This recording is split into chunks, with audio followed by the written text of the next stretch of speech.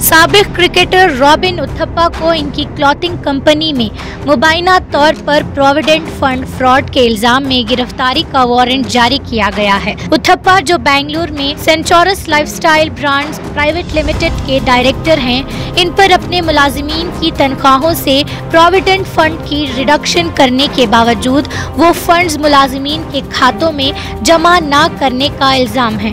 Company पर तकरीबन 24 लाख की अदायगियाँ वाजिब हैं, जिनमें से 23,36,602 अभी तक अदा नहीं किए गए।